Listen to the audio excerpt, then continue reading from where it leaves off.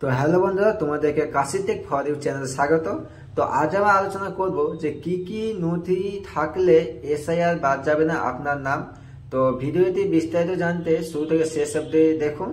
আর তোমরা যদি আমার চ্যানেলে নতুন হয়ে থাকো তো একটা লাইক করে চ্যানেলটিকে সাবস্ক্রাইব করে পাশে থাকা নোটিফিকেশন বেলটি অন করে দেবেন। আর তোমরা যদি ফেসবুক পেজ থেকে দেখো, পেজটিকে ফলো করে দেবেন।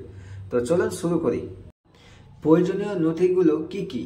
এসআইআর এর সময় বিএলও বা বুথ লেভেল অফিসার আপনার বাড়িতে এনে দেবেন এনুমারেশন ফর্ম। এর সঙ্গে দিতে হবে কমিশনের বেঁধে দেওয়া 11টি নথির যে কোনো একটি ডকুমেন্টস আপনাকে দিতে হবে।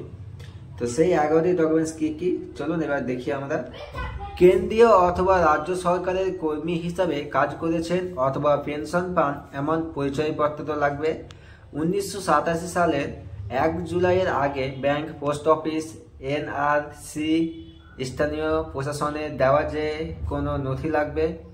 জন্ম শংসাপত্র লাগবে, পাসপোর্ট লাগবে, মাধ্যমিক বা তার অধিক কোনো শিক্ষাগত শংসাপত্র, রাজ্য সরকারের উপযুক্ত কর্তৃপক্ষের দেওয়া বাসস্থানের শংসাপত্র, ফরেস্ট রাইটস সার্টিফিকেট, জাতিগত শংসাপত্র, কোনো নাগরিকের ন্যাশনাল রেজিস্টার, স্থানীয় প্রশাসনে দেওয়া পারিবারিক রেজিস্টার, জমি অথবা বাড়ির দলিল।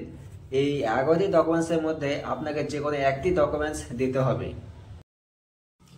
এছাড়াও সুপ্রিম কোর্টের নির্দেশ মোতাবেক পরিচয়পত্র হিসেবে আধার কার্ড দেখানো যাবে, তবে তা দেখিয়ে নাগরিকত্বের দাবি করা যাবে না। কমিশন জানিয়েছে আধার কার্ডের সঙ্গে এই 11টি নথির যে কোনো একটি দিতে হবে।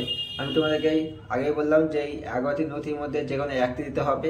এই 11টি নথির বাইরে কোনো নথি যদি নাগরিকত্ব প্রমাণ করতে পারে তবে তাও গ্রহণ করা যাবে। তো বন্ধুরা, যদি তোমাদের ভিডিওটা ভালো লাগে তো ভিডিওটিকে লাইক করে চ্যানেলটিকে সাবস্ক্রাইব করে পাশে থাকা নোটিফিকেশন বেলটি অন করে দেবেন। আর তোমরা যদি আমার ফেসবুক পেজ থেকে দেখো তো পেজটিকে ফলো করে দেবেন। ধন্যবাদ।